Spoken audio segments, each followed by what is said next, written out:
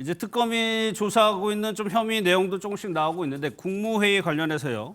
개엄 후에요. 새 선포문이 뒤늦게 급조된 거 아니냐는 의혹이 제기되고 있습니다. 사실 이 내용은 헌재 탄핵 심판에서도 조금 공개가 됐던 내용인데 그 영상을 먼저 좀 보도록 하겠습니다.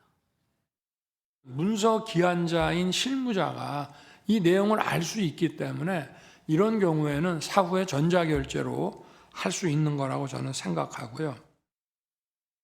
10월 5일 저녁 부속실장이 계엄 선포문을 하나 기한을 해서 출력을 해서 총리와 국방부 장관에게 서명을 받고 다음 날인 12월 7일 대통령으로부터 서명을 받았는데 12월 8일 총리께서 부속실장에 전화하여 사후에 문서를 갖추는 것이니 없었던 것으로 하자고 하신 바가 있다고 하십니다. 혹시 기억하십니까? 네, 기억합니다.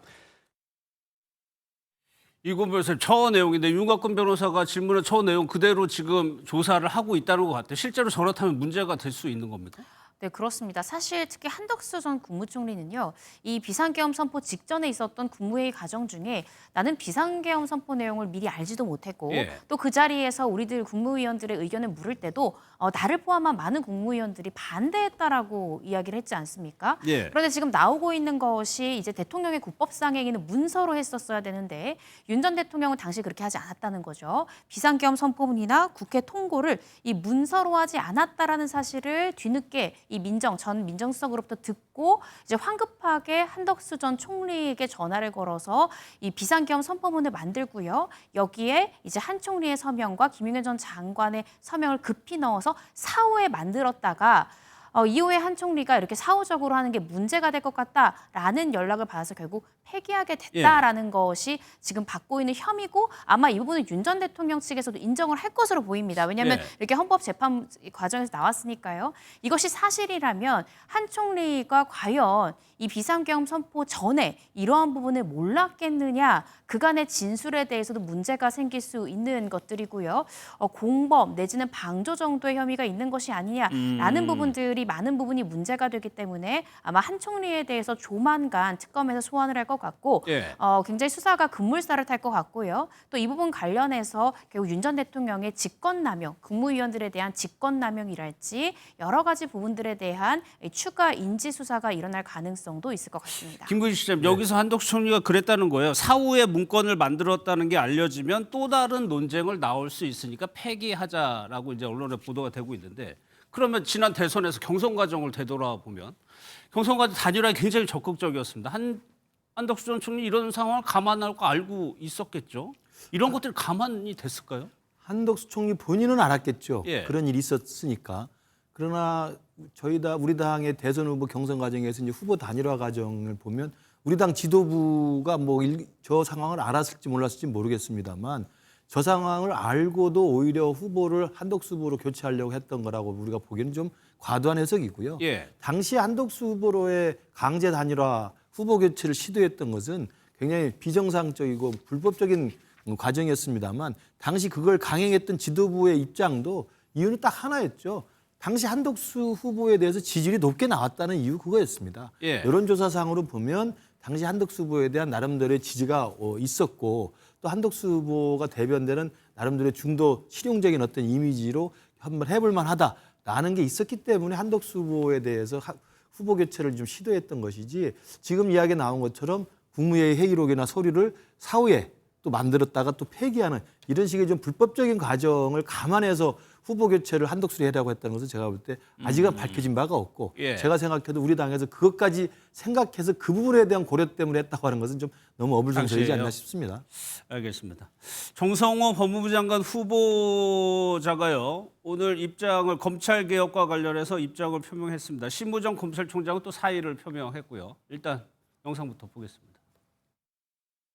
국민들에게 그동안 불안감을 주었던 우리 검찰 체계에 변화를 바라고는 그런 기대가 많이 있는 것 같습니다. 굉장히 신중하게 또 차분하게 또 고민하고 준비하겠습니다. 그 검찰 조직의 해체라든가 이런 표현은 적절하지 않은 것 같고요. 국민의 눈높이에 맞는 개혁이 이루어져야 되지 않겠나라는 생각을 하고 있습니다. 오늘 심우정 검찰총장이 사의를 표명하면서 입장문을 낸 요지를 보면요. 결론을 정해놓고 추진하면 부작용이 생긴다라는 취지의 입장문을 냈습니다. 실질적으로 검찰개혁이 임박한 상황인데 뭐 이 변호사님이 검찰 출신이니까 실제로 검찰 내부 분위기 좀 전해 들으실 것 같아요. 지금 어떻다고 합니까?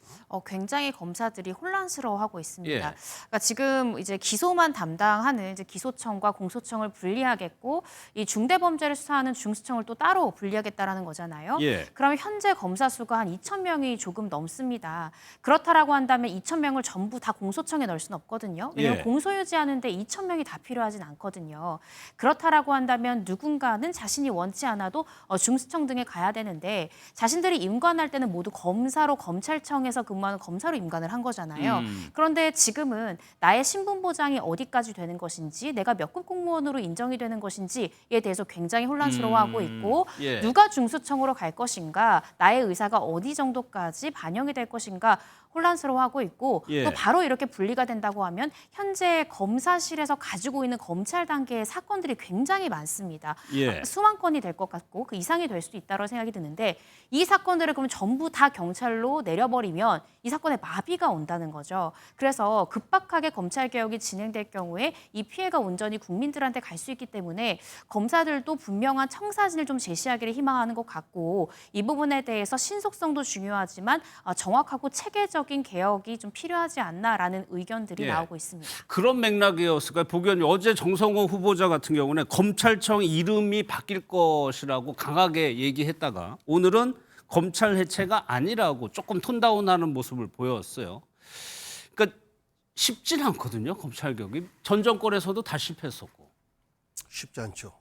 당시 조국 민정수석이 검난이 예상된다. 예. 뭐 이렇게 하면서 매번 검찰에 대한 개혁 조치 작은 것 하나 할 때도 굉장히 긴장하면서 진행을 했었고 결국은 검찰 개혁의 최대 희생자가 그 담당자였던 조국이었지 않습니까? 예.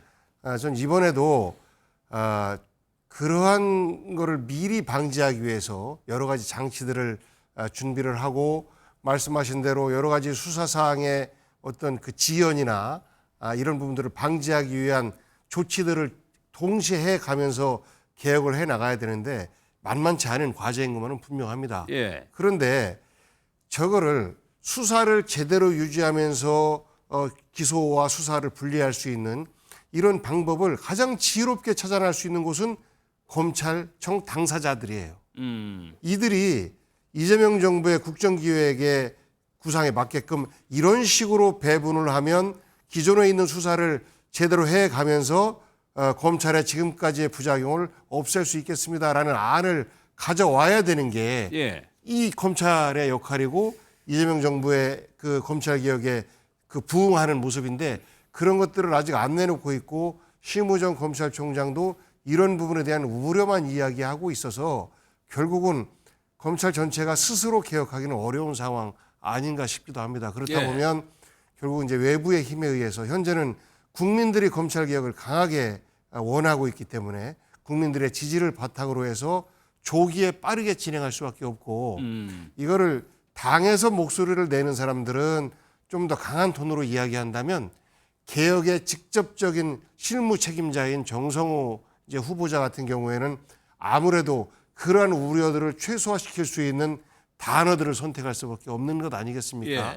저는 이제 아무리 천천히 간다 할지라도 올해를 넘어가서는 불가능하다. 올해를 넘어가서는 검찰 개혁 자체가 불가능하다라는 것에 대해서는 인식을 다 갖고 있고 그렇다면 국정감사기관과 국정감사기관 이후에 어떤 법안 처리 기간 요것들을 피해서 가려면 추석 직전 직후 정도가 되지 않을까라는 예측들을 해요. 그래서 이 부분은 길게 가면 가져갈수록 국민적 혼란이 오기 때문에 전광석화처럼 진행할 수밖에 없는 개혁 과제다라는 말씀드립니다. 그래서 김구일 시장님, 이재명 대통령은 법무부 장관의 가장 본인의 측근이자 다소 좀 온화하다고 평가되는 정성호 의원을 임명을 했어요.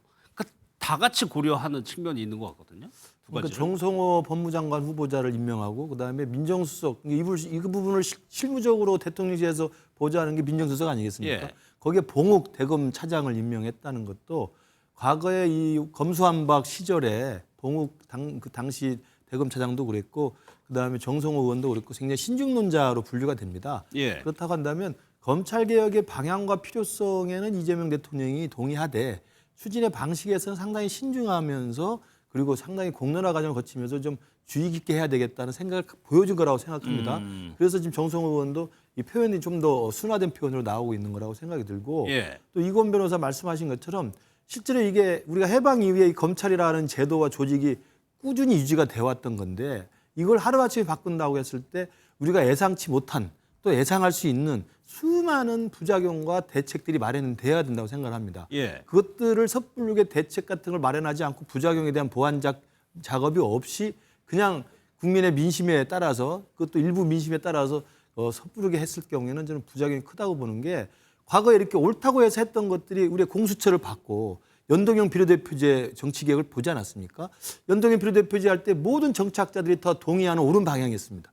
그러나 이게 제대로 대한 부작용을 예상치 못했기 때문에 지금은 완전히 종이가 너덜너덜해져가지고 위성정당 법으로 돼버리지 않았습니까? 예. 공수처도 당시 맞는 이야기입니다. 검찰의 비대한 권을 분산해야 되겠다라는 그 필요성에는 맞지만 이 공수처라는 그 제도를 만들 때 너무나 서둘러서 만들다 보니까 지금 부작용이 많이 노정이 되는 거거든요. 저는 그래서 검찰 개혁은 저도 개인적으로는 비대하게 모여있는 검찰들의 권한을 분산한다는 데 오케이. 예. 그리고 그러면서도 검찰은 또 권력으로부터 독립돼야 되거든요.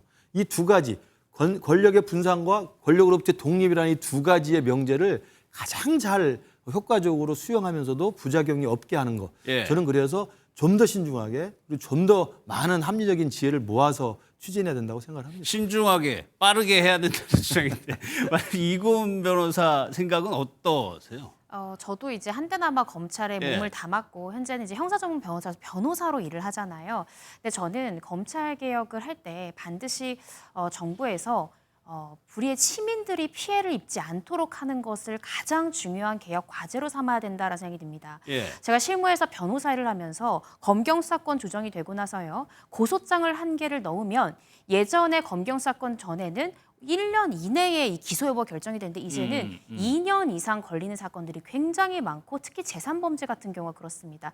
경찰에 이 부분에 대해서 항의를 해봐도 캐비넷을 열어줘요. 이렇게 사건이 많은데 이걸 어떻게 합니까? 예. 라고 이야기를 하고 있어요. 그래서 검경수사권 조정이 되고 나서 현재 어떠한 문제가 있는지도 정부가 정확히 파악을 해야 되는 것이고 지금 추진하고 있는 검찰개혁이 종전에 있었던 문제를 더 심화시키지는 않는지 이 부분에 대해서 저는 분명히 또 봐야 될 것 같고 지금 만약에 검찰의 수사권을 완전히 빼앗아가고 완전히 없앤다라고 한다면 결국에 검찰이 담당했던 이 중대범죄를 제외한 일반 범죄에서 있어서도 직접 사건이 다 사라지는 거잖아요. 예. 그러면 경찰이 수사해야 될 분량이 지금보다 더 많아질 수밖에 없습니다. 그러면 검찰개혁에 앞서서 일단 경찰 인력을 확충을 해야만 일반 시민들이 이제 수사 지원이 더욱더 장기화되고 문제가 되는 문제를 해결할 수 있다고 보여지거든요. 일단은 먼저 경찰 인력에 대한 확충 그리고 나서 검찰 개혁 이렇게 좀 순서를 가져가야 되지 않을까 개인적으로 생각을 해봤습니다. 알겠습니다.